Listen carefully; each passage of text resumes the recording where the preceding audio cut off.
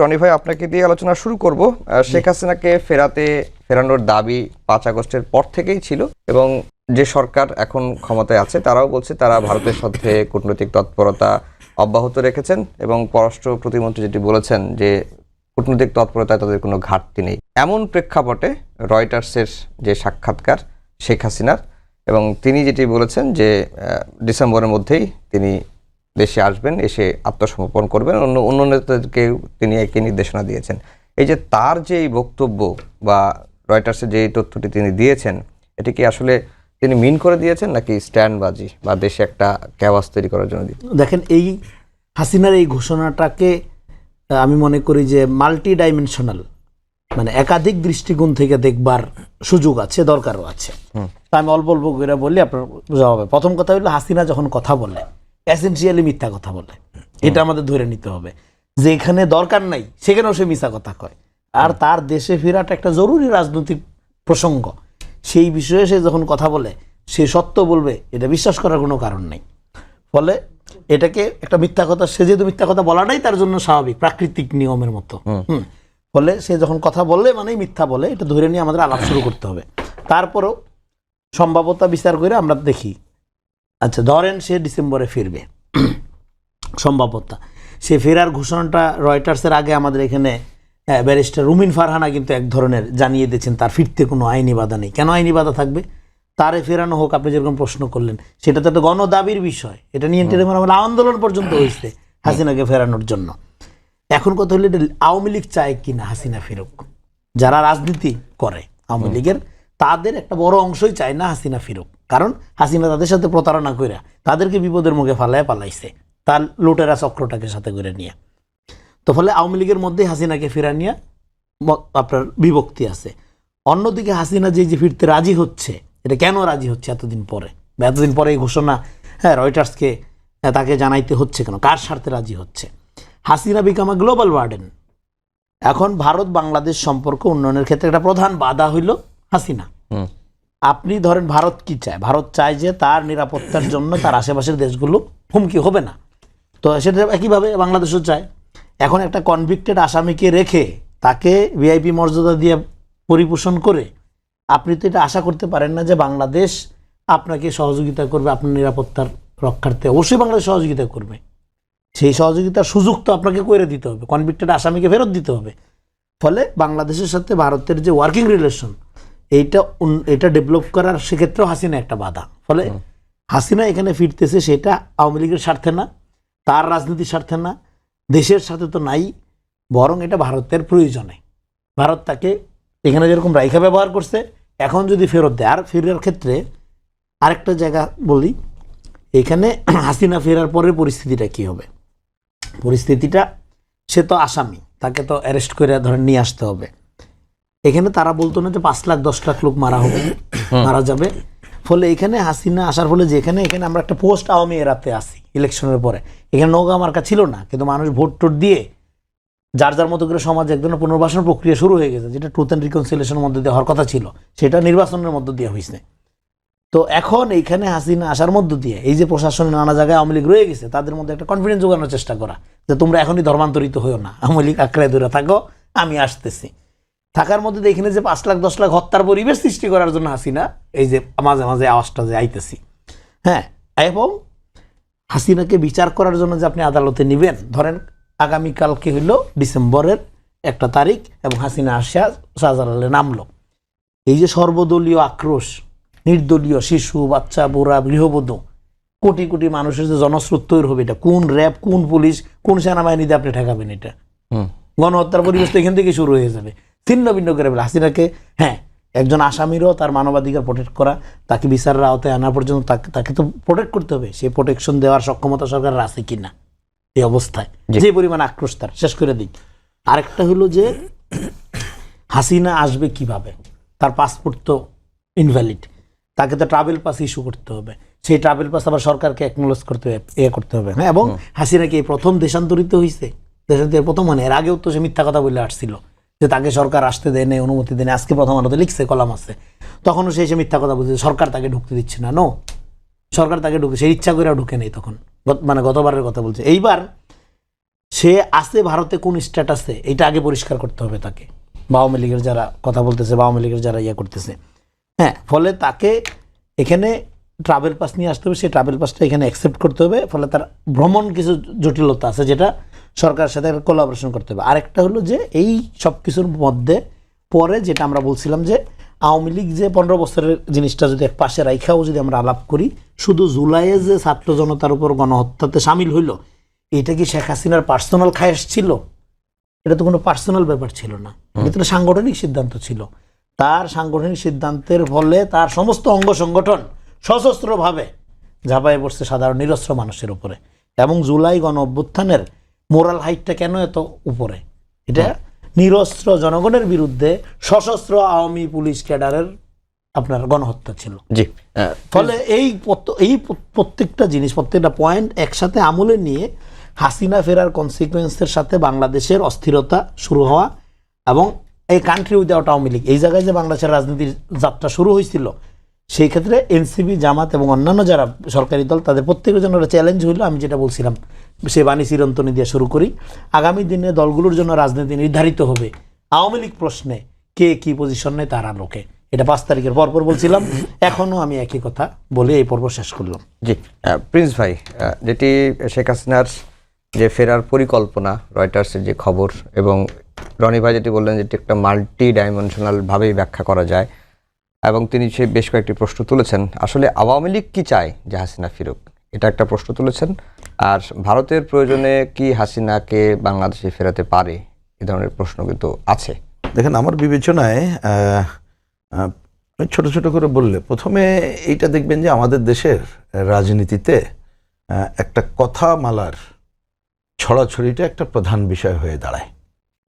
এবং এর আমি জেনারেলি বলছি আর কি, যে তার কতটুকু কখন এটার বাস্তব প্রয়োগ হবে, অনেক বিষয়ে এটা আগে থেকে কেউ বলতে পারে না। এইটা আপনি প্রথমে মনে রাখবেন। এবং এই ধরনের কথামালাটা প্রধানত হয় নিজেদেরকে উজ্জীবিত রাখা এবং নিজেদের কণ্ঠটা জারি রাখার জন্যই প্রধানত হয়। তো এখন আওয়ামী লীগ যে পর্যায়ের মধ্যে আছে, তাদের জন্য তো এটা আরো জরুরি হয়ে দাঁড়িয়েছে, কণ্ঠ জারি রাখা, অন্যান্য কাজগুলো করা। সেটা একটা প্রথম বিবেচনা রাখা দরকার। আপনি এটা শুধু না, অন্যান্য কথাগুলো দেখবেন। এইবার আমি আসি, এই যে আসার কথাটা হলো, দেখলাম আমিও যে একটা মানে মিডিয়ার মাধ্যমে, এবং আপনি সরকারের কিছুদিন আগে, যদি আমি ভুল না করি, যে শামা ওবায়েদ, তিনি তাকে জিজ্ঞেস করার পর উনি বলছিলেন যে হ্যাঁ, আমরা চেষ্টা করছি কিন্তু কোনো অগ্রগতি নাই। তার মানে এটা কিন্তু আমাদের আইন আদালতের বিবেচনা করে যে কূটনৈতিক অগ্রগতির মধ্যে সেইটার সাথে এটার কোনো সম্পর্ক নাই, এটা বোঝা যায়। এইবার এটাকে আমার বিবেচনায় যে 3টা ফ্যাক্টরকে বিবেচনা না করলে আমরা এটা নিয়ে হয়তো আলোচনায়, আমার বিবেচনায় অন্য গুরুত্বপূর্ণ আলোচনার বাইরে এটা আলোচনা করতে পারি, কিন্তু তাতে হয়তো আমাদের রাজনীতি এবং অন্য জায়গায় খুব একটা ফয়দা নাই, কিন্তু আলোচনা করতেই হয়, উপায় নেই।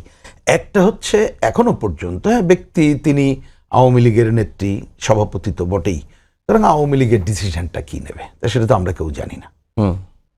এটা এক, ব্যাখ্যার দরকার নেই। 2, আমাদের এটা মনে রাখতে হবে, এটা দেশি বিদেশি নানা ধরনের গ্রুপ আছে, ডিপ স্টেটের কথা শুনি, এবং এই নানা ধরনের বিষয় আছে। এর মধ্যে অবশ্যই তিনি সেই যে দেশ আছেন সেই দেশের ভূমিকাটাও আছে। সুতরাং এইটার উপরে কিন্তু অনেক কিছু নির্ভর করছে, এবং সেই তাদের এই ভূমিকাটা নির্ভর করে কিন্তু অন্তত পক্ষে অনেকগুলোর বাদে যদি 2টা দিক ঠিক আমরা চিন্তা করতে পারি। একটা হচ্ছে যার যার স্বার্থ কি আছে বাংলাদেশের প্রতি, সেক্ষেত্রে এই শেখ হাসিনার বাংলাদেশে ফেরার ক্ষেত্রে কার কি লাভ লোকসানের ব্যাপার আছে, এইসব বিবেচনা কিন্তু করেই এই দেশি বিদেশি গ্রুপ যা, তাদেরই একটা বিবেচনা বা সিগন্যাল নানাভাবে আসা না আসার, এটা কিন্তু থাকবে। এইটার বাইরে হঠাৎ করে কিছু ঘটবে, এইটা বিবেচনা করা ভুল। 3rd, এটা কিন্তু বিবেচনা আমাদের রাখতেই হবে।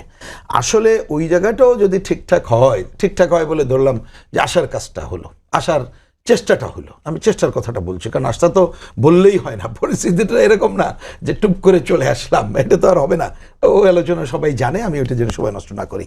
তাহলে এর জন্য অন্তত পক্ষে আমাদের দেশের বাস্তব পরিস্থিতিটা কি, মানে যখন তিনি যদি চান্স নেন, আমি চান্স নেওয়া বলতে চাইছি আর কি, দেশের বাস্তব পরিস্থিতি, তার মধ্যে এই বাস্তব পরিস্থিতির অন্ততপক্ষে 2টা জরুরি ফ্যাক্টর। একটা সরকারের অবস্থান কি, আর একটা হচ্ছে জনগণের মনোভাব কি।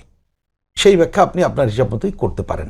কারণ জনগণ যদি, কথার কথা আমি এটা হাইপোথেটিক্যালি বলছি, যে খুব ক্ষুব্ধ, কোনোভাবেই ঢুকতে দেবে না, তাহলে তো অন্য জিনিস। আবার হইল এই সরকার এবং অন্যরা মিলায় এমন তালগোল পাকায় ফেললো, সরকার এবং জনগণই ক্ষুব্ধ হয়ে তার প্রতি সমর্থন জ্ঞাপন করে। আমি তো কোনোটাই মানে আমি বলছি না, আমি জেনারেল ফর্মে বলছি, কোনটা হবে আমি সেটা না। এখনকার পরিস্থিতি বিবেচনা করলে আমরা জানি কি হইতে পারে, সেটি একটা ফ্যাক্টর। আর দাঁড়াবে সরকারের ভূমিকায়, কারণ ন্যাচারাল যদি কোনো এই ধরনের যিনি আইনে দ্বারা দণ্ডিত আসলে তো আপনাকে তাকে নিরাপত্তা দিয়েই তাকে জেলে নিতে হবে, এটাই তো প্রধান কাজ। তার আগে ট্রাভেল পাস দিতে হবে অন্তত পক্ষে, এইটা কিন্তু খেয়াল রাখতে হবে। এবং কারণ এই ফ্যাক্টরগুলো আপনি বিবেচনা, আমরা পরিস্থিতি যখন চিন্তা করবে তখনকার পরিস্থিতির উপর নির্ভর করবে। কিন্তু আরেকটা কথা মনে রাখতে হবে, যেটা আমি প্রথমে না বলে ইচ্ছা করে সেটার জন্য রেখেছি। দেখেন, যে জিনিসটা অন্ততপক্ষে আমার দিক থেকে বলতে পারি, আমার কাছে কিন্তু এখনো সুনির্দিষ্ট, খুব গভীর বিশ্লেষণ থেকে যদি বলি, সেই উত্তর আমি জানি না আপনাদের কাছে একেবারে, আমি বলছি কি একেবারে আপনি সূক্ষ্মত বিবেচনা করে উত্তর আছে কিনা, যে তিনি যে এখান থেকে গেলেন, আমরা তো জেনারেলি বলি যে এত বড় একটা অভ্যুত্থান, তিনি যেতে বাধ্য হয়েছেন, পালিয়ে গেছেন, অনেক কথা বলি, সেটা অন্য আলোচনা, ঠিকই আছে। কিন্তু এইখানে যে প্লেনে চড়ে তিনি গেলেন, কাদের সম্মতিতে, এবং ওইখানে যাওয়ার পরে তারা যে অভ্যর্থনা জানালো, এইটাকে তো আপনি হেলাফেলা করতে পারেন না। সুতরাং এই যে ঘটনাবলী, সেই তাদের ভূমিকাটা কি, সেইটাকে বাদ দিয়ে কোনো জায়গায় বাংলাদেশে আসা জিনিসটা এত সহজ করে যদি কেউ বিবেচনা করি, তাহলে এটা বোধহয় বাস্তবসম্মত হয় না। জি, ফরিদুল হক ভাই, রনি ভাই বলছিলেন যে আওয়ামী লীগ প্রশ্নে গণঅভ্যুত্থানের অংশীজন যে দলগুলো আছে, বিএনপি, জামায়াত, এনসিপির ভূমিকাটা কি হবে সেটার উপর নির্ভর করছে তাদের ভবিষ্যৎ রাজনীতি, এটি একটি দিক। আর প্রিন্স ভাই বললেন যে ডিপ স্টেট এবং ভারতের উপর নির্ভর করছে অনেকগুলো বিষয়, দেশের পরিস্থিতি এবং দেশের বাস্তব পরিস্থিতির উপর নির্ভর করছে তার দেশে ফেরা বা তার যে দেশে ফেরার যে চান্স নেওয়া, এগুলো। সেটা হচ্ছে যে আমি ওই সাক্ষাৎকারটা পড়েছি আজকে দুপুরের দিকে, সম্ভবত এটা হয়েছে, পাবলিশ হয়েছে। ওখানে একটা ইন্টারেস্টিং, মানে আপনার ওই দুইটা প্রশ্নের ভেতরে ওই শব্দটা আমি খুঁজতেছিলাম। ইন্টারেস্টিং কথা উনিও বলেছেন। ওই সাক্ষাৎকারের বরাতে যেটা বলা হয়েছে, জনগণ চাইলে কিংবা জনগণ বিচার করবে, এই ধরনের একটা কথা। জনগণ তো 5 তারিখে বিচার করে দিয়েছে। যখন জনগণ লং মার্চ টু ঢাকা দিল এবং হচ্ছে গণভবনের উদ্দেশ্যে লং মার্চ হলো, তখন ওনাদের তো লক্ষ লক্ষ কোটি কোটি নাকি লোক, 5,000 মানুষ হতো যে গণভবনে ওনার পক্ষে দাঁড়ায়নি, যে না আমরা তাকে রক্ষা করতে চাই। 5,000 মানুষ হতো দাঁড়ায়নি। তো জনগণের বিচার হয়ে গেছে। জনগণের বিচারের যে কথা, এই কথা নেই। এখন আপনার এই প্রশ্নের মধ্যে আমিও আর একটা পাল্টা প্রশ্ন তুলে উত্তরটা দিই, সেটা হচ্ছে জনগণ কি চায়। জনগণ পরিষ্কারভাবে রায় দিয়ে দিয়েছে। এখানে জনগণের সন্তানদের উপরে গণহত্যা চালানো হয়েছে, যেটা আমরা কি গণহত্যা বলি, এটাকে আবার অফিসিয়াল ভাষায় গণহত্যা বলা যায় না, মানবতা বিরোধী অপরাধ, যেটা প্রুভড অলরেডি, এটা ট্রায়ালে প্রুভড হয়েছে। এবং উনি এটার ফাঁসির দণ্ডপ্রাপ্ত আসামি। ওনার আসার কোনো ব্যাপার নেই, ওনাকে ধরে নিয়ে আসতে হবে, উনি বন্দী হিসেবে আসবে। ওনার এখানে আসার কোনো ব্যাপার নেই, ওনাকে ধরে নিয়ে আসা হবে বন্দী হিসেবে। এটা আমাদের সরকারকে করতে হবে। আমি এই যে সাক্ষাৎকারটা প্রকাশ হয়েছে, এই সাক্ষাৎকারের দুইটা দিক আছে। আমার কাছে যেটা মনে, আমি এটা আগেও বলছি অনেকবার, সেটা হচ্ছে যে সাক্ষাৎকারটা তো একজন ইন্ডিয়ান সাংবাদিক নিচ্ছে, এবং সাক্ষাৎকারটা নেওয়া এবং প্রচার করার জন্য ইন্ডিয়ান অথরিটি এটা অ্যালাউ করতেছে। That is important. সো হতে পারে ইন্ডিয়ান অথরিটি বাংলাদেশের সাথে কোনো একটা বার্গেইন করতে চায়। সে আমি খুব পরিষ্কারভাবে বুঝি, হাসিনা হচ্ছে একটা বার্গেনিং টুল, নাথিং এলস, নাম্বার 1। নাম্বার 2, হাসিনাকে যদি আপনি বন্দি বিনিময়ের আওতায় ফেরত দেয় দিল্লির এই পুরো অঞ্চলে যে ধরেন সাম্রাজ্যবাদী যে হেজিমনি, এই হেজিমনি ভেঙে পড়বে। সে কিন্তু এখানে আর কোথাও কখনো ধরেন, কারণ দিল্লির আগে কখনো এই ঘটনা কোথাও মানে করেছে কারোর সাথে, এরকম কোনো রেকর্ড কিন্তু দিল্লির নাই। এখনও দালাই লামা তাদের এখানে আছে। তারা ওই যে লেন্দুব দর্জিকে শেষ দিন পর্যন্ত দিল্লিতে আশ্রয় দিয়ে রেখেছিল। তো এই হিস্ট্রিক্যাল উদাহরণগুলো আমাদের সামনে কিন্তু আছে। সো হাসিনাকে তারা ফেরত দিবে, এইটা হওয়ার চান্সেস খুব কম। দিস ইজ নট 81, এটা 2026। এবং 81-এ যেটা হয়েছিল, সে যে গল্প দিয়ে, তখন ইন্টারনেট ছিল না, পৃথিবী এত আগে ছিল না, সে যে গল্প দিয়েছিল যে তাকে আসলে আসতে দেওয়া হচ্ছে না, সেটা তো আসলে সত্য না। সে 79 সালেও পাসপোর্ট রিনিউ করেছিল দিল্লির এম্বাসি থেকে, মানে তার পাসপোর্ট ছিল, সে পাসপোর্ট নিয়েছিল। এখন তার কাছে পাসপোর্টও নাই, এবং সে হচ্ছে একজন মৃত্যুদণ্ডপ্রাপ্ত আসামি গণহত্যার অভিযোগে, অতএব তার নর্মালি আসার কোনো ফ্যাক্টর এখানে নেই। এখানে জিনিসটা যেটা হয়েছে সেটা হচ্ছে যে দুইটা কারণে হতে পারে। তার দিক থেকে যে আমি ধারণা করছি যে তার সম্মতিতেই এটা প্রকাশ হয়েছে। তার দিক থেকে যেটা হয়েছে যে এই যে তাদের যে কি যেন প্রতিষ্ঠাবার্ষিকী ছিল, এই প্রতিষ্ঠাবার্ষিকীর মধ্যে তারা একটা বিরাট হুঙ্কার তুলছিল, এই হুঙ্কারটা তো মিজারেবলি ফেল করছে। এখন দেখা যাচ্ছে যে কিচ্ছু নাই তাদের, এবং তাদের নেতারা লাগাতারভাবে দিল্লিতে, কলকাতাতে বিলাসবহুল জীবনযাপন করতেছে, এবং ইউরোপ আমেরিকাতে তো বটেই বিলাসবহুল জীবনযাপন করতেছে, লক্ষ লক্ষ কোটি টাকা এখান থেকে লুট করে নিয়ে গেছে। ইন্টারেস্টিং মানে গুরুত্বপূর্ণ জায়গা যেটা, সেটা হচ্ছে যে হাসিনা আশা কিংবা আওয়ামী লীগ প্রশ্ন আমাদের দুইটা দিক থেকে দেখতে হবে। বাংলাদেশের জনগণের এবং আমরা যারা আসলে গণ অভ্যুত্থানের বিজয়ী শক্তি, দুইটা দিক আছে এটা। একটা হচ্ছে যে আওয়ামী লীগ দল হিসেবে, এটা রণবীর ইতিমধ্যে বলেছে, আওয়ামী লীগ দল হিসেবে সিদ্ধান্ত নিয়ে অস্ত্র হাতে তুলে আমাদের জনগণের উপরে গণহত্যা চালাইছে, দল হিসেবে তাকে বিচার করতে হবে, সিম্পল আলাপ। 2 নম্বর জায়গা যেটা, সেটা হচ্ছে বাংলাদেশের গত 50-55 বছরের বাংলাদেশের সার্বভৌমত্ব ইস্যু সভরেন্টি জায়গা থেকে যদি আপনি কল্পনা দেখেন বাংলাদেশকে, তাহলে বাংলাদেশের সবচেয়ে বড় সভরেন্টি থ্রেট হচ্ছে ইন্ডিয়া। এবং আওয়ামী লীগের পুরো এন্টায়ার ধরেন মনে করেন যে মানে লিডারশিপ, অলমোস্ট এন্টায়ার লিডারশিপ এখন অপারেট করতেছে হচ্ছে গিয়ে ইন্ডিয়া থেকে, কলকাতা, দিল্লি সহ বিভিন্ন জায়গা থেকে এন্টায়ার। আপনি একটা পরিষ্কার ব্যাপার যে ধরেন ইন্ডিয়াতে, খোদ ইন্ডিয়াতে যদি পাকিস্তান মানে কি বলে যে মানে পাকিস্তানপন্থী কোনো দল, সেই দল যদি পাকিস্তানে বসে অপারেট করে, ইন্ডিয়াকে সেই দলকে রাজনীতি করতে দিবে? পাকিস্তান কি সেটা দিবে?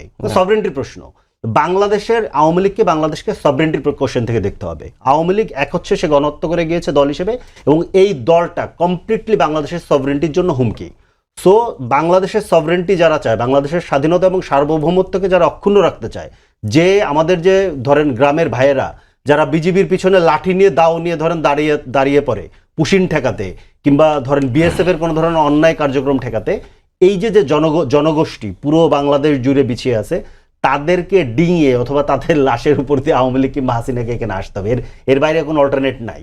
সো ব্যাপারটা হচ্ছে যে ওইগুলো আপনি বাদ দেন। ব্যাপারটা হচ্ছে যে কোনো লিগেল এবং পলিটিক্যাল কোশ্চেনে আপনি আওয়ামী লীগ এবং ধরেন শেখ হাসিনাকে এখানে নর্মালাইজ করার কোনো স্কোপ নাই। তাকে প্রথমত ট্রায়াল ফেস করতে হবে, তাকে আপনার ধরেন দল হিসেবে ট্রায়াল ফেস করতে হবে, এবং দল হিসেবে ট্রায়াল ফেস করার পরেও যদি রাজনীতির ইস্যু থাকে, সেক্ষেত্রে প্রথম শর্ত হচ্ছে তাদেরকে সন্ত্রাসী কার্যক্রম ছেড়ে দিয়ে। আপনি দেখেন এখন পর্যন্ত সন্ত্রাসী কার্যক্রম চালাচ্ছে, এবং গণতান্ত্রিক রাজনীতি মানে গণতন্ত্র মানে একটা উদার ব্যাপার, গণতন্ত্র একটা উদার জিনিস, কিন্তু গণতন্ত্র এত উদার না যে বন্দুক নিয়ে আসবে তার সাথে আমার টেবিলে বসে আলাপ করতে হবে, এটা গণতন্ত্র না। গণতন্ত্র হচ্ছে বন্দুক ছেড়ে মাপ চেয়ে কানে ধরে নাকে খত দিয়ে আপনি টেবিলে আসবেন, তারপরে আগে যে কাজ করছেন এগুলো ভুল স্বীকার করবেন, তারপরে টেবিলে বসে আমরা আলোচনা করব, যারা আমরা টেবিলে আসি, তারপরে গিয়ে এটার সিদ্ধান্ত হবে। তো দিল্লি বহুদূর। জি, যেটি ফরিদ ভাই বললেন যে বার্গেনিং টুল হিসেবে ব্যবহার করা হচ্ছে শেখ হাসিনাকে, বা এর আগে আমরা দেখলাম যে অন্তর্বর্তীকালীন সরকারের সময় তখন তিনি কথা বলছিলেন, সাক্ষাৎকার দিচ্ছিলেন, তখনও অন্তর্বর্তীকালীন সরকারের তরফ থেকে তার কথা বলা বন্ধ করার জন্য বারবার তৎপরতার কথা শুনেছি।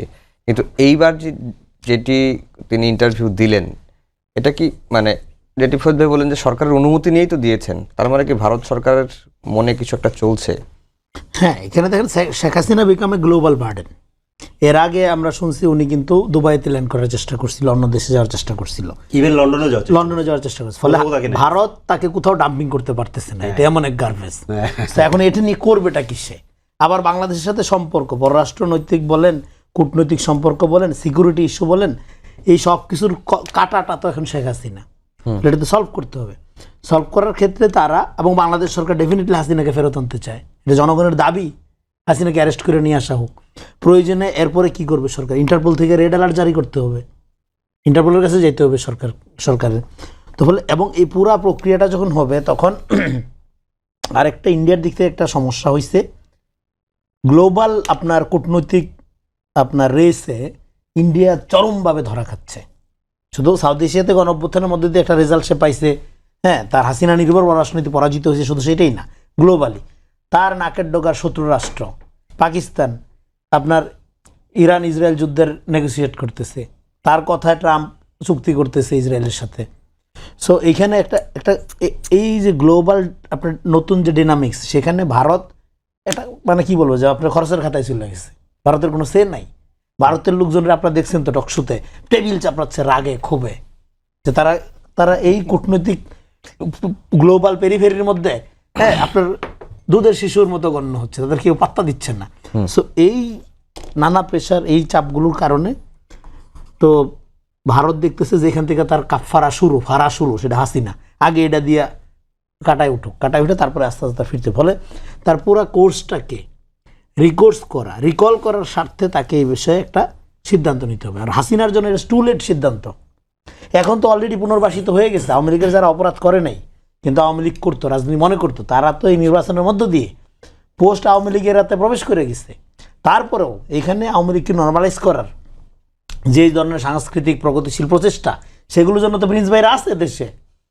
আপনার যদি সাংস্কৃতিক ধরেন আপনি একজন প্রগতিশীল সংস্কৃতি চর্চা করবেন, করবেন, সেটার জন্য এখানে একটা ডেমোক্রেটিক সরকার আছে, সেটাও যদি না পোষায় এখানে প্রোগ্রেসিভ ফোর্স আছে তো, রাজনীতি করতেছে তো, তারা আপনাদের শেল্টার দিবে, সমস্যা নাই তো। প্রিন্স ভাইয়ের দায়িত্ব হ্যাপিলি তুলে নিবে, আওয়ামী লীগের এই জন্য কোনো দরকার নেই। ফলে আপনারা যারা আওয়ামী লীগকে রাজনীতি মনে করেন, হ্যাঁ এই যে ধরেন কয়েকদিন আগে শাওনের মতো লোকজন কথাবার্তা বললে বা করে, দরকার নেই তো। এখানে গণতন্ত্র মনা, প্রোগ্রেসিভ, কালচারালি খুবই রিচ এরকম পলিটিক্যাল পার্টি আছে, হ্যাঁ প্রিন্স ভাইয়ের আছে, আর অনেকেই আছে। তো তারা আপনাদের প্রোটেক্ট করবে, কোনো সমস্যা নেই। আওয়ামী লীগের ভূত থেকে আপনারা নামেন। আরেকটা হলো এখানে যদি হাসিনা ফিরেও সেইখানে সেটাকে দেখা হবে তো, মানে অ্যারেস্ট হিসাবে জেলে থাকুক, ফাঁসি হোক, যাই হোক, পুরা প্রক্রিয়াটাকেই তো দেখা হবে যে ইন্ডিয়ান অ্যাসেট হিসাবে দেখা হবে। এবং সেক্ষেত্রে ইন্ডিয়ার ব্যাপারে এখানে তো একটা ফয়সালা হয়ে গেছে। বাংলাদেশে ভারত এখন এখানে বলটা আসলে ভারতের কোর্টে। ভারতকে পুরা কোর্সটা রিরাইট করতে হবে, রিথিঙ্কিং করতে হবে। এটা ভারতের থিঙ্ক ট্যাঙ্ক যারা আছে তাদের লেখালেখি যদি আপনারা পড়েন, তাদের গবেষণাগুলো যদি দেখেন, তারা প্রত্যেকে বলতেছে যে বাংলাদেশের ক্ষেত্রে তাদের পররাষ্ট্রনীতিটা ভুল ছিল, যার খেসারতটা তারা শুধু সাউথ এশিয়া, বাংলাদেশ ভারত রিলেশনে দিচ্ছে তা না, গ্লোবালি দিতে হচ্ছে তাদের আজকে। তো এই জন্য তার দরকার হইল এখানে পুরা পররাষ্ট্রনীতির ক্ষেত্রে আমাদের বাংলাদেশ, দেখেন পররাষ্ট্রনীতির মূল কথাটা কি, ভারত বিরোধিতা করা তো আমাদের কালচার না। আমাদের মূল সমস্যাটা কোথায় ভারতের সাথে? সমস্যাটা হইলো ভারত আমাদেরকে হিউমিলেট করে, ভারত আমার মর্যাদা বোধকে আহত করে। আমার পররাষ্ট্রনীতি শুরু হবে, আপনি তো আগে আমাকে রিকগনিশন দেবেন, আমাকে রেসপেক্ট করবেন, কিন্তু আপনি আমাকে হিউমিলেট করার মধ্য দিয়ে আবার বন্ধুত্বের কথা বলতে পারেন না। আর বন্ধুত্ব নিয়ে ছোটবেলার থেকে ওয়াজ করতেছি, এনিমি পারসেপশনের উপর স্টেট ডেভেলপ হয়, ফ্রেন্ড পারসেপশনের উপর না। একটা রাষ্ট্র আরেকটা রাষ্ট্র থেকে আলাদা হয়, ভাষা সংস্কৃতি এক থাকলেও সেটা এনিমি পারসেপশনের কারণে হয়, নট ফ্রেন্ড পারসেপশন। তারপরে আমরা বন্ধুত্ব করব। আমি ধৈর্য নিব যে প্রত্যেক রাষ্ট্রে আমার জন্য থ্রেট, হুমকি, এটা ধৈর্য নিয়ে আমি বন্ধুত্ব করব, শিক্ষা, বাণিজ্য, অর্থনীতি এগুলি বাড়ানোর আয়োজন করব। বন্ধু ধৈর্য নিয়ে পৃথিবীতে কোনো রাষ্ট্র ফাংশন করে না। এটা ফাউন্ডেশনাল সমস্যা আমাদের এখানে পররাষ্ট্রনীতির ক্ষেত্রে করে দেওয়া হয়েছে 50 বছর ধরে, এটা চেঞ্জ করতে হবে। ফলে ব্যাক টু দ্য প্যাভিলিয়ন, আপনার এখানে আওয়ামী লীগের ব্যাপারে পলিটিক্যালি আওয়ামী লীগ, যেটা আমরা শুরু থেকে 5 তারিখের পরেই আমরা যেটা বলছিলাম, আগামী দিনের বাংলাদেশ এই কান্ট্রি উইদাউট আওয়ামী লীগ। এখানে আওয়ামী লীগের ফেরার প্রশ্নটার সবচেয়ে বড় কারণটা কি জানেন? কেন আওয়ামী লীগের রাজনীতি আর মানুষ করবেন? আওয়ামী লীগই করবেন, আওয়ামী লীগের রাজনীতি কারে দিয়ে করবেন? কেন করবে না? কারণ এখানে একটা ডেমোক্রেটিক পলিটিক্স যখন শুরু হবে, যখন আওয়ামী লীগের যারা সমর্থক তাদেরকেও যখন আমরা প্রোটেক্ট করবো, সমর্থক অপরাধীদের বিচার করে প্রোটেক্ট করা, আমরা রিকনসিলিয়েশনের কথা এই জন্য বলছিলাম, তখন তারা দেখবে যে রাজনীতি এবং আওয়ামী লীগ আলাদা জিনিস। এবং এখানে যখন মানুষের মর্যাদাবোধ, আপনার সাংস্কৃতিক ফেথ ফ্রিডম এগুলো যখন নিশ্চিত করা হবে, এমনিতেই কাঠামোগত আওয়ামী লীগের যে ট্রাইবাল আপনার সন্ত্রাসবাদী রাজনীতির যে কাঠামো, সেটাই ইরেলিভেন্ট হয়ে যাবে, অপ্রাসঙ্গিক হয়ে যাবে। আপনি ধরেন মুঘল আমলের পয়সা, ধরেন মুঘল আমলের ভান্ডার, যদি শাহজাহানের ভান্ডার যদি আমি আপনার এখন লেখা দিই, এটা নিয়ে আপনি গেলে তো একটা পাউরুটিও কিনতে পারবেন না, কোনো লাভ নেই। ওই সময় তো অনেক বিশাল ছিল, একটা মোহর পাইলেই আপনি রাজ্য কিনে ফেলতে পারতেন অর্ধেক, কিন্তু এখন এটা অচল। আওয়ামী লীগের আওয়ামী লীগ একটা ঐতিহ্যবাহী সংগঠন, মাওলানা ভাসানী জন্ম দিয়েছে, প্রতিষ্ঠা করেছে। এইটার অর্ধেক জানাজা শেখ মুজিব বাকশাল কায়েম করার মধ্যে দিয়ে করছে, আর বাকি কফিনের শেষ পের একটা হাসিনা ফেসিবাদ কায়েম করার মধ্যে দিয়ে করছে। তো ঐতিহ্যবাহী সংগঠন কেউ অস্বীকার করতেছে না, কিন্তু ঐতিহ্যেরও শেষ আছে, শুরু আছে যেমন শেষ আছে, শেষ হয়েছে তো। এখন এখানে নতুন রাজনৈতিক কাঠামো তৈরি হয়েছে, এনসিপি, গণঅভ্যুত্থানের শক্তি আমরা অনেক সমালোচনা করি, জামাতের আমরা অনেক সমালোচনা করি, জামাত আমাদের অনেক নিন্দা করে, ওকে ফাইন। এখানে তো কোনো স্পেস ফাঁকা নাই, স্পেস অ্যান্ড পাওয়ারের তর্ক আছে আপনার, এটা আপনার কাল স্মিথের, যাই হোক। সেখানে স্পেস বসে থাকে না। আওয়ামী লীগ এটা ফেল করছে, তার প্রথমে রিকগনিশন করা উচিত ছিল। আর একটা প্রিন্স ভাই সুন্দর আলোচনা করছে যে এখানে হাসিনা চইলা যাবে, হাসিনা হেলিকপ্টারে করে হাসিনাকে ভারত পাঠানোর জন্য তো গণঅভ্যুত্থান হয় নাই। হাসিনাকে বিচারের আওতায় আনা, পরাজিত করার জন্য মানুষ লক্ষ লক্ষ মানুষ গণভবনের দিকে যাত্রা শুরু করছিল 5 তারিখে। এবং যাত্রা শুরু করতে গিয়ে তখনও আপনার অনেক মানুষকে বিভিন্ন পয়েন্টে গুলি করে মারা হয়েছে। দুপুর পর্যন্ত খবর নাই যে হাসিনা পালাইছে, বিকেল পর্যন্ত, সাভারে সন্ধ্যা পর্যন্ত গুলাগুলি হয়েছে।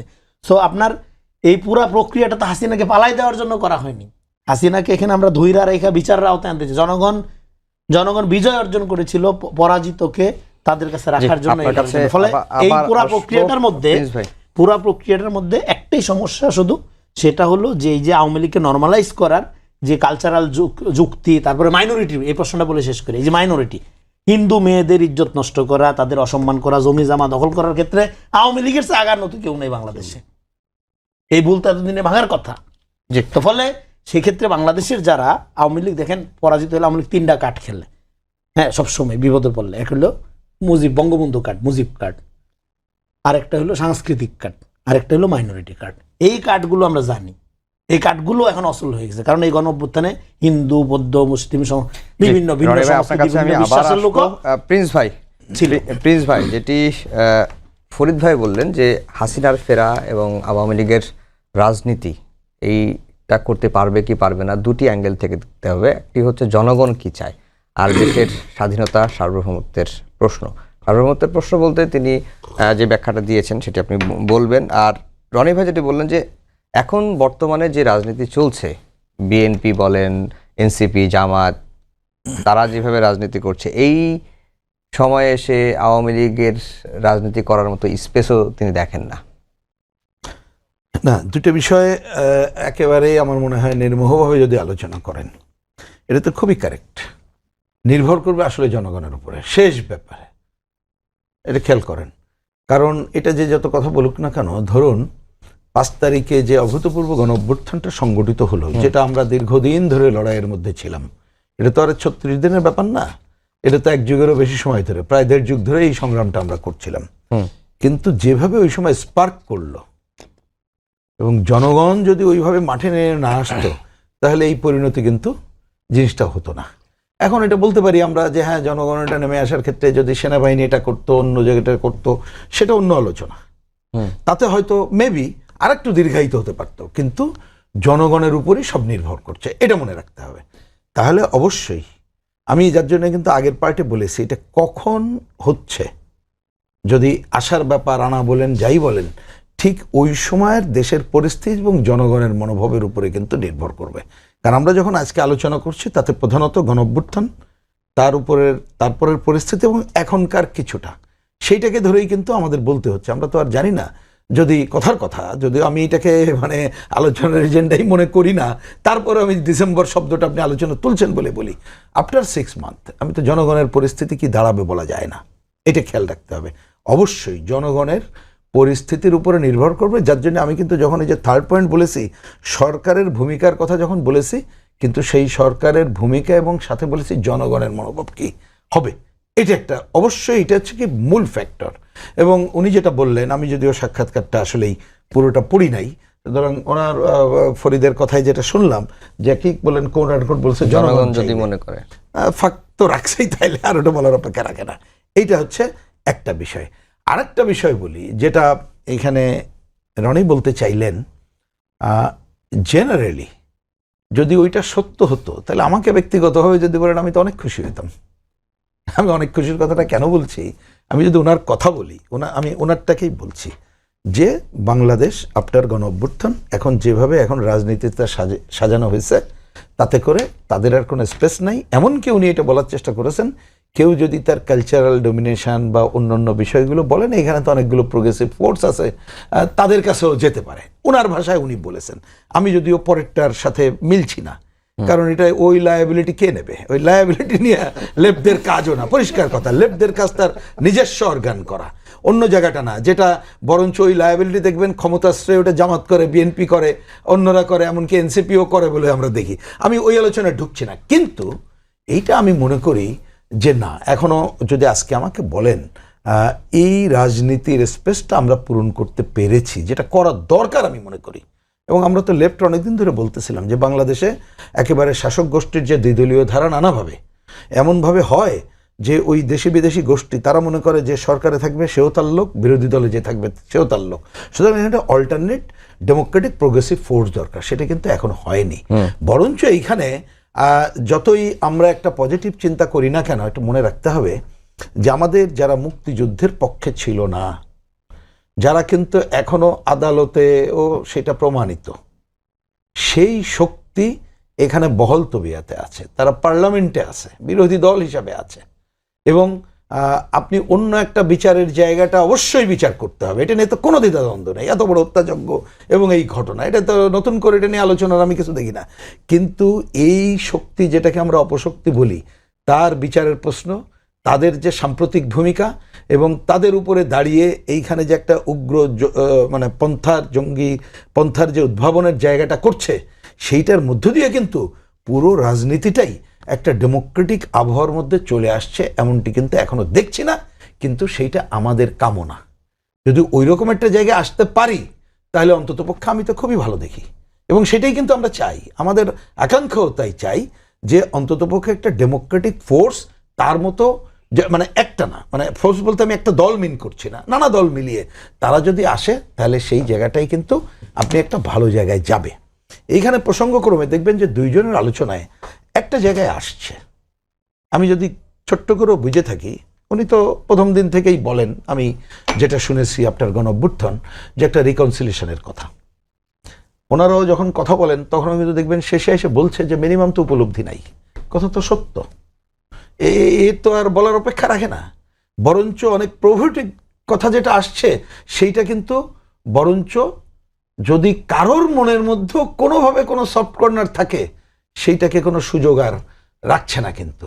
সুতরাং আমি ওইটাকে, যার জন্য আমি প্রথমে বললাম আমার এজেন্ডাটা বরঞ্চ হচ্ছে দেশের পরিস্থিতি কীভাবে হয়তো ডেমোক্রেটিক পজিশনটাকে নিয়ে আসা যায়, সেটাই প্রধান। এবং ওই শক্তির এইখানে যদি কখনো সুযোগটা কিছু পায়, সেটা পাবে কিসের উপরে দাঁড়িয়ে জানেন? এই যে আমাদের যে ন্যূনতম গণতন্ত্রের পথে যাত্রা যেটা করছি, তার মধ্যে একটা প্রধান দায় হচ্ছে সরকার যারা ক্ষমতাসীন আছে, যদি তারা চরমভাবে কোনো ব্যর্থতার পরিচয় দেয়। কারণ বাংলাদেশ, মনে রেখেন, আমাদের বাঙালিদের নানা ধরনের চরিত্র আছে, ভালো মন্দ মিলায়। আমরা যেমন অতি দ্রুততার সাথে অনেক কিছু করি, দ্রুততার সাথে ভুলেও যাই, এটা মনে রাখতে হবে। সুতরাং যখন একটা বড় আকাঙ্ক্ষার মধ্যে যখন দেখলাম আকাঙ্ক্ষা আশাহত হলো, তখন হয়তো দেখবেন বললাম যে আরে এর থেকে আগেই ভালো ছিল। তখন কিন্তু অগ্র পশ্চাৎ এতদিনকের এই 15-16 বছরের হিসাবটা আর কিন্তু মনে থাকে না, আর অন্য কিছু থাকবে না। সুতরাং এই জায়গায় একটা গুরুত্বপূর্ণ কাজ হচ্ছে আমরা যে ন্যূনতম গণতন্ত্রের পথে, যেটা আমি ন্যূনতম গণতন্ত্র শব্দটা প্রথম দিন থেকে বলছি, এখনো মনে করি যে হাঁটার শুরুটা করেছি, এবং বাংলাদেশ তার ফান্ডামেন্টাল জায়গায় ঠিক রেখে যে অপকর্মগুলো এই স্বাধীনতার বিজয়ের এই যে পরগুলো সংগঠিত হয়েছে, সেইগুলো দূর করার মধ্য দিয়ে, কালকেই হয়ে যাবে আমি তা বলছি না, এইটা দূর করে বিভিন্ন প্রতিষ্ঠান গড়ে তোলা, জনগণের অধিকারের স্বীকৃতি দেওয়া এবং জনগণকে আস্থায় নিয়ে তার কার্যক্রমকে অগ্রসর করে নিয়ে যাওয়া, এই কাজটা যদি করতে পারি তাহলে দেখবেন এই অপশক্তি, অপতৎপরতা, তার বাইরে বরঞ্চ আমরা গণতন্ত্রের দিকে আগায় যাওয়ার কাজটা করব। কেউ কোনো সুযোগ পাবে না। এমনকি ওই যে বিদেশি, আমি যে কথাটা আগেই বলেছি, তারাও যদি কোনো কিছু করার চেষ্টা করে, জনগণই রুখে দাঁড়াবে। সেইটা না হলে আরেকটা খালি কথাটা বলেই তুলে রাখি, মনে রাখবেন এইখানে যে বার্গেনিং এর কথা, একটা দেশ অন্যটা হলো খুবই, সেটা নিয়ে তো কোনো দ্বিমত নেই, এটা খুবই স্বাভাবিক, এটা তারা করবে। কিন্তু আমি তো দেখি যে বার্গেনিং এর জায়গাটা শুধুমাত্র আজকে ইন্ডিয়ার হাতে থাকছে না, এটা চলে যাচ্ছে সাম্রাজ্যবাদ, আমেরিকা এবং অন্যান্য জায়গাগুলোতে। সুতরাং বাংলাদেশ একটা ভূ রাজনৈতিক পরিস্থিতির মধ্যে একটা বড় সংকটে পড়বে যদি আমাদের জনগণের অধিকার এবং গণতান্ত্রিক ধারাকে, যেটাকে যে পথে আমরা হাঁটছি, সেটাকে সুপ্রতিষ্ঠিত করার ধারায় না যেতে পারি। এবং আমাদের নানাভাবেই এই জায়গার সাথে সম্পৃক্ত হয়ে আছে যে উগ্র শক্তি, তাদেরকেও যদি আমরা প্রতিহত করার কাজটা না করতে পারি, তাহলে দেখবেন অন্যরা এই সুযোগটাই নেওয়ার চেষ্টা করবে। জি ফরিদ ভাই, এর আগে আপনি বলছিলেন যে আসলে ওনার তো ফিরে আসার কোনো কথা না, ওনাকে ধরে আনতে হবে। এখন এই ক্ষেত্রে সরকারের ভূমিকাটা কি হতে পারে? আর যেটি প্রিন্স ভাই বললেন যে আওয়ামী লীগ প্রাসঙ্গিক হতে পারে যদি সরকার ব্যর্থ হয়, বা বর্তমানে এক্সিস্টিং রাজনৈতিক দলগুলোর ভূমিকার উপর অনেকটা নির্ভর করে। আর লাস্টে যেটি বললেন যে আসলে বার্গেনিং এর জায়গা শুধুমাত্র এখন আর ভারতের হাতে নাই, সাম্রাজ্যবাদী অনেক শক্তি সেই সুযোগটাও নিতে পারে রাজনৈতিক প্রেক্ষাপটে। না, প্রথমটা বলি, সরকার অলরেডি বিভিন্ন বক্তব্য দিয়েছেন অলরেডি। সরকারের এই জায়গাটা আমরা মনে করি যে আরো জোরালোভাবে এই জায়গাটায় ভূমিকা রাখা দরকার সরকারের। যে আমাদের তো ইন্ডিয়ার সাথে বন্দি বিনিময় চুক্তি আছে, তো এক যে বন্দি হিসেবে তার ব্যাপারে মানে সে তো এখানে কনভিক্টেড, তাকে ফিরিয়ে এনে এখানে মানে ট্রায়াল ফেস করা, তো এইটা আমাদের জন্য ধরেন একেবারে আমাদের একটা প্রাইম কাজ জুলাইয়ের পরে। সেটা মানে আপনাকে এই বিচারের মধ্য দিয়ে বিচারের ব্যাপারটা কি, বিচারটা হচ্ছে যে একটা তো হচ্ছে আপনি বিচার করলেন, যে অপরাধ করলেন সে বিচার পাইলো, মানে তার উপরে বিচার করলেন, এবং যারা অপরাধের শিকার হলেন, যারা ভিকটিমদের এদের মধ্য দিয়ে এক ধরনের হিলিং হয়। আরেকটা জিনিস যেটা হয় সেটা হচ্ছে যে বিচার যখন একটা সমাজে প্রতিষ্ঠা করে, আমরা ন্যায় বিচার প্রতিষ্ঠার কথা বলি না, ন্যায় বিচার প্রতিষ্ঠার ব্যাপারটা হচ্ছে এরকম যে যখন বিচার হয় অন্যরা বুঝতে পারে যে না এরকম বিচারের নজির আছে, তখন ভবিষ্যতে কেউ এই ধরনের কাজ করার ব্যাপারে আরো সতর্ক হয়। এটি কিন্তু বিচারের মোটা দাগে বিচারের জায়গাটা।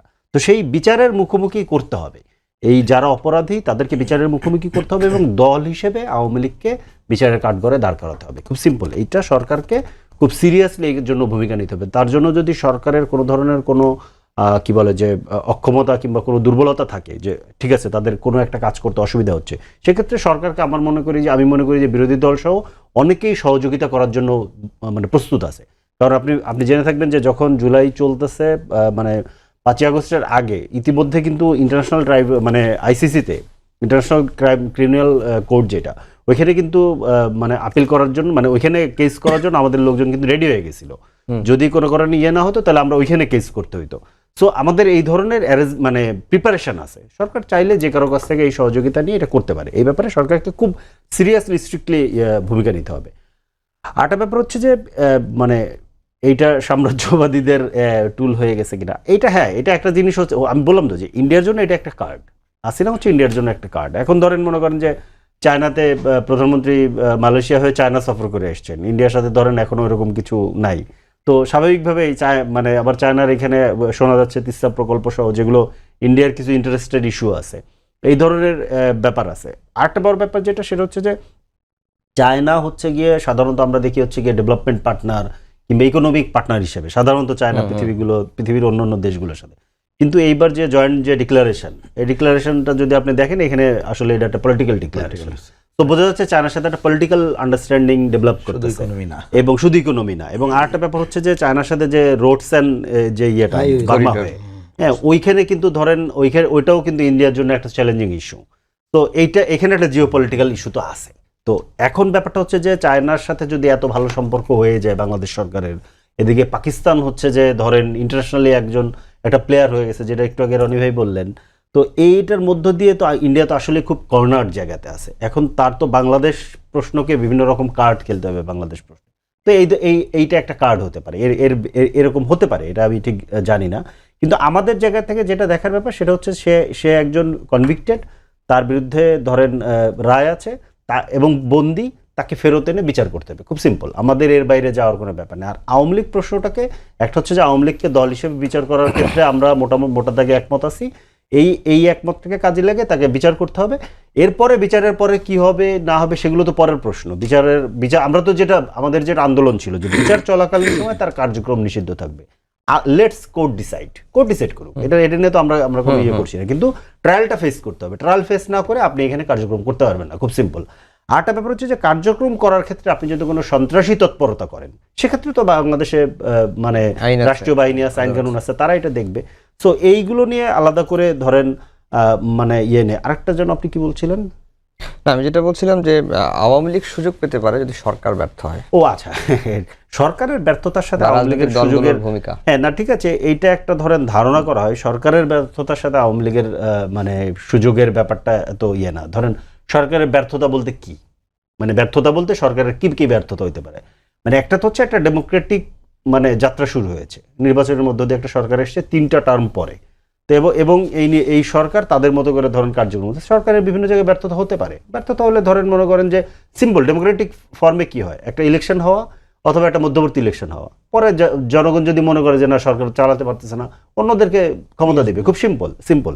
কিন্তু ব্যাপারটা হচ্ছে যে সরকার ব্যর্থ হওয়া মানে এখানে একটা অরাজকতা তৈরি হবে, এক ধরনের সিচুয়েশন ক্রিয়েট হবে, এটার মধ্য দিয়ে যেটা হবে এই ধরনের ইস্যু এখনকার জন্য করাটা কঠিন। কারণ আপনি খেয়াল করেন যে 15-20 বছর, ইভেন আমি তো বলি যে 81-এর পরে প্রেসিডেন্ট জিয়াউর রহমান হত্যাকাণ্ডের পর থেকে আসলে ধীরে ধীরে প্রত্যেকটা জায়গাতে যেভাবে ইন্ডিয়ান এস্টাবলিশমেন্ট পেনিট্রেট করতে পারছিল 40-50 বছর ধরে, এইটার এক ধরনের পরাজয় হয়েছে। পরাজয়ের আসলে জ্বালা আছে।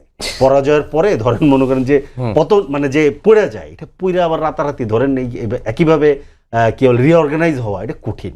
তো ব্যাপারটা যেটা হয়েছে যে এইখানে তো তারা কোনো ধরনের কোনো একটা অস্থিতিশীলতা তৈরি করে এটা কইরা এইখানে ধরেন কি বলে যে ঘোলা পানিতে মাছ শিকার করা, এইটা একটা হতে পারে। এটা হওয়া কঠিন, কারণ আমরা যেহেতু পলিটিক্সের সাথে যুক্ত, আমাদের তো বিভিন্ন সেক্টরের মানুষের সাথে স্বাভাবিকভাবে একটা যোগাযোগ আছে। আমি আসলে যে সমস্ত জায়গাতে এই ঘটনা, যে সমস্ত জায়গায় তাদের পেনিট্রেশন ছিল, যে জায়গাগুলোতে তাদের ভূমিকা ছিল, সেই সমস্ত জায়গায় বহু মানুষজনের সাথে কথা বলে দেখছি। মানুষ এগুলো খুব পরিষ্কারভাবে বোঝে, ঠিক আছে? আমাদের মিলিটারি বলেন, পুলিশ বলেন, আমাদের প্রশাসন বলেন, ইভেন মিডিয়া বলেন, তারা পরিষ্কারভাবে বুঝে ভাই তোমার পেনিট্রেশনে আমি আর থাকবো না, ঠিক আছে? আমি আমার মতো করে চলবো, তুমি তোমার মতো থাকো, তোমার সাথে আমার রিলেশন আছে, মানে এই আমি দিল্লির কথা বলতেছি। তো সেই জায়গাটা আসলে এখন এটা দিবাস্বপ্ন, এটা আসলে এটা হবে না। এবং এইভাবে যদি কেউ ঘোলা পানিতে মাছ শিকার করতে চায়, এটা আসলে বাংলাদেশের জনগণ এটা মেনে নেবে না। তো ওইটার মধ্য দিয়ে আসলে হচ্ছে না।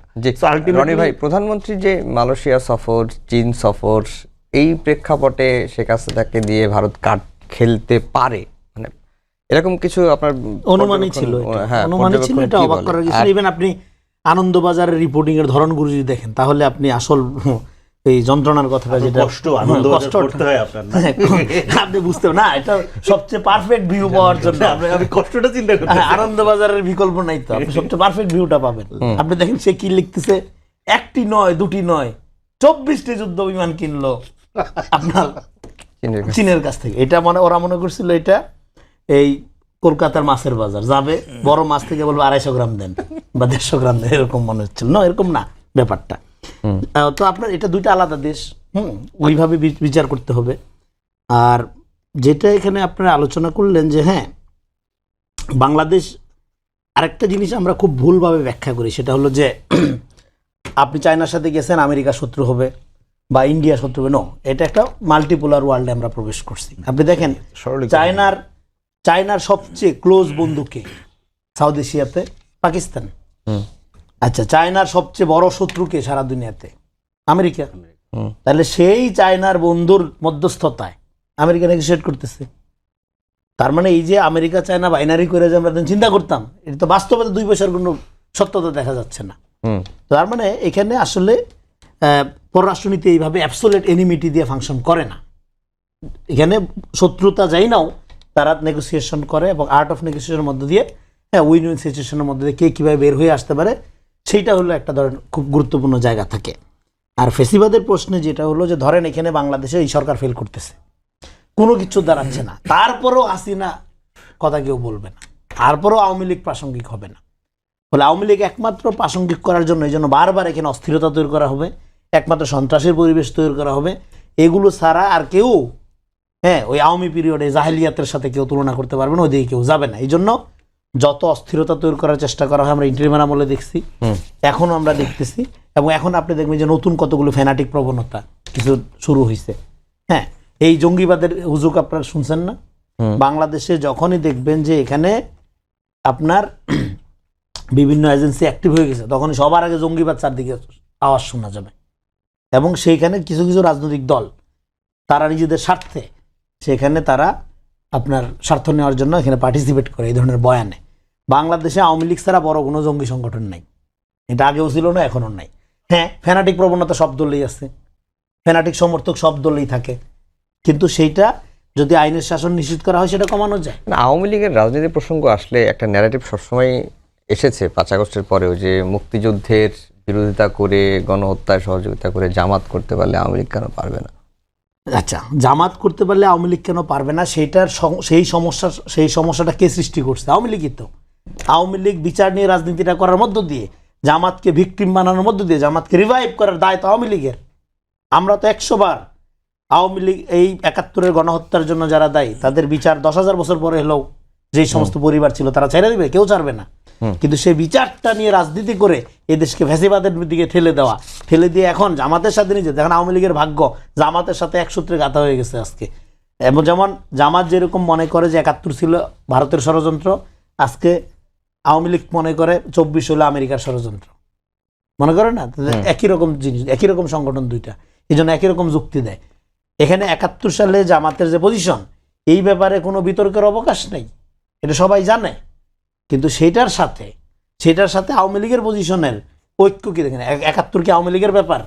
আপনি একটা কথা আমি বারবার বলি, 1971 সালের মহান মুক্তিযুদ্ধের শহীদদের তালিকা আর ওই সময়ের আওয়ামী লীগের বড় বড় নেতাদের তালিকা আপনি মিলাই দেখেন, তাহলে আপনি বুঝতে পারবেন মুক্তিযুদ্ধে বামপন্থীদের অবদানকে আওয়ামী লীগ চিরদিন যেভাবে ভুলুণ্ঠিত করেছে, তারপরে করে এটাকে একটা আওয়ামী যুদ্ধে পরিণত করছে। এটা এখানে বাংলাদেশের বামপন্থী প্রগ্রেসিভ ফোর্স, সাধারণ মানুষ, কৃষক, শ্রমিক, সেনা, ইপিআর, ইপিজেড নানাভাবে যে এখানে জনযুদ্ধ ছিল, সেটাকে আওয়ামী লীগ কলুষিত করেছে। সেই কলুষিত করছে বইলা, হ্যাঁ, সেটা জামাত যেরকম বেনিফিট নিতে পারে না, একইভাবে জামাতের আওয়ামী লীগের ৭১ পজিশন ভুল ছিল বইলা আওয়ামী লীগের ফ্যাসিবাদী রাজনীতি ভালো হয়ে যাবে বা বৈধ হয়ে যাবে, এটার কোনো সুযোগ নেই। আমাদের সময় একেবারে শেষ। কালেমা লেখা পতাকায় জঙ্গি নাটক তৈরির ষড়যন্ত্র চলছে, শেখ হাসিনা দেশে ফিরতে পারবে না, তাদের হাতে রক্তের দাগ। এটি বিএনপির vice chairman doctor Asaduzzaman Ripon বলেছেন। জঙ্গি নাটক তৈরির ষড়যন্ত্র চলছে কিনা আপনার কাছে কি মনে হয় যে নিউজগুলো দেখে? না, আমি একটা ছোট ওইটার আগে একটা 2 মিনিট সময় আছে না, 30 সেকেন্ড একটা মন্তব্য করি। অ্যাকচুয়ালি আপনি মনে রাখতে হবে যে মুক্তিযুদ্ধ এটা ছিল জনযুদ্ধ। মুক্তিযুদ্ধের ব্যবসা করার মধ্য দিয়ে কিন্তু আওয়ামী লীগ, আপনি দেখবেন জামাতকে তারা ওই যে কি 28 অক্টোবর বিএনপির সমাবেশ হয় না, তারা শান্তিপূর্ণভাবে চলে গেল, মানে রাজনৈতিক স্বার্থে তো তারাও ব্যবহার করেছে। এর আগে বিএনপি জামাত নিয়ে ক্যাবিনেট গঠন করে সেটা যেমন আছে এইটা করেছে। তা সুতরাং এটা মনে রাখতে হবে যে আমাদের ওই যে অপতৎপরতার বিচার সবটাই চলবে, কিন্তু এই যে বিগত দিনে আওয়ামী লীগ তার যে ভূমিকা, এই ভূমিকাকে অন্য কাউকে দিয়ে কাউন্টার পোজ করা চলবে না, যার যার জায়গা সেটা করতে হবে। এখন এই কথাটা আমি বলি যে আসাদুজ্জামান রিপন সাহেবের কথা বলে, উনি তো সরকার দলীয় অন্যতম নেতা, ওনারা ভালো বলতে পারেন। আমি তো সরকারি তথ্যেই দেখলাম যে এই রকমের জঙ্গি তৎপরতার কথা। এটা দেখলাম যে ওই তৎপরতার ব্যাপারে একটা আছে, আমাদের এনসিপির বন্ধুরা তাকে স্থায়ী বহিষ্কার করলো।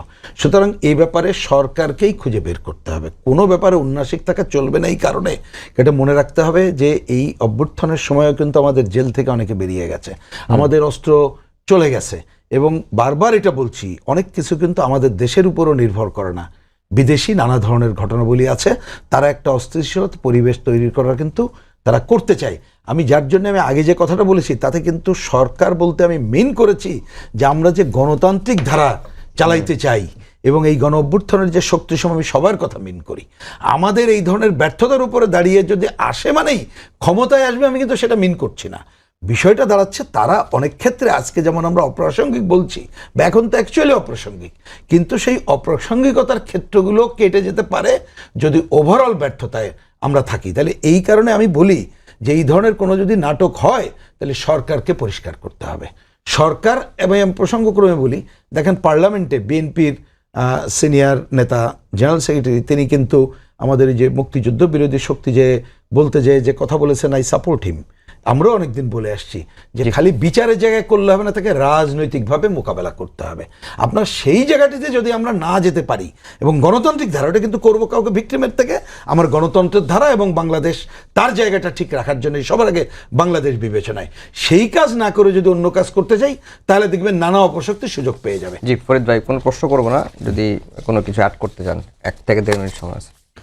না মানে এই আমার যা বলার ছিল সব বলে ফেলছি, ওনারা সব বলে ফেলছে, নতুন করে আর আলাদা করে কিছু বলার নাই। এখানে ব্যাপারটা হচ্ছে যে আমাদেরকে এই মানে সব মিলে এই যে পয়েন্টগুলো আছে, এই পয়েন্টগুলোতে আমাদের এইখানে একটু ইয়ে আছে, একটু গ্যাপ আছে যে আমরা অফিসিয়ালি কোনো জাতীয় ঐক্যমত করিনি। মানে অফিসিয়ালি আমাদের এই ইস্যুগুলোতে একটা জাতীয় ঐক্যমত দরকার ছিল, এখনো সুযোগ আছে, আমরা চাইলে এটা করতে পারবো, এটা এমন বড় ব্যাপার না। কিন্তু আমাদের আসলে অফিসিয়ালি কিছু বিষয় আসলে জাতীয় ঐক্যমত করতে হবে, যে এই বিচারের প্রশ্নটাকে আমরা কীভাবে ডিল করবো, এই প্রশ্নটাকে আমরা কীভাবে, এবং এতে করে যেটা হবে যে নিজেদের মধ্যে যে কাদা ছোড়াছড়ি আছে এই ইস্যুগুলো নিয়ে, এইগুলো আসলে থাকবে না। এই ইস্যুগুলোকে আমাদের অফিসিয়ালি করতে পারলে, জাতীয় ঐক্যমত করতে পারলে, এগুলো আমাদের জন্য এত বড় এখন আর ইস্যু না। মানে যেটা হয়েছে যে আপনি ধরেন মানে আওয়ামী লীগকে যেভাবে ফুলিয়ে ফাঁপিয়ে অনেক বড় দেখানো হয় কিংবা দেখানো হয়েছে ইতিপূর্বে, যদি ধরেন আমি অনেকবার এটা শুনেছি যে আওয়ামী লীগের 30% ভোট আছে। আওয়ামী লীগের 30% ভোট থাকলে শেখ হাসিনা এত পাগল ছিল না যে সে 3টা নির্বাচন ডাকাতি করবে, তার এটা ছিল না, এটা সে জানতো যে এটা তার নাই, এই জন্য সে আসলে ভোট ডাকাতি করেছে। ইভেন লাস্ট নির্বাচনের মানে আপনি যদি মানে কাউন্টিং দেখেন, নির্বাচনে যে পরিমাণ ভোট পড়েছে সেখানে তার ভোট কই, তার ভোট তো ধরেন তাহলে একটা মানে আমাদের যেরকম ভোট পড়ে 60-65% ভোট, এরকম ভোটই পড়েছে। যদি তার ওইরকম 30% ভোটটা তাহলে 30% ভোট তো লোক তো ভোট কেন্দ্রে যাওয়ার কথা না, তাহলে তো ভোটের কাউন্ট হচ্ছে গিয়া মানে কাস্ট হচ্ছে গিয়া 30% কিংবা 35%, তাই না? তো সেটা যেহেতু হয় নাই, এর মধ্যে দিয়ে বোঝা যায় যে ওইটা আসলে তার নেই। তার যেটা ছিল যে একটা মাফিয়া বাহিনী, পোষা একটা মাফিয়া বাহিনী, কিছু সুযোগ সুবিধা দিয়ে সেটা করেছে।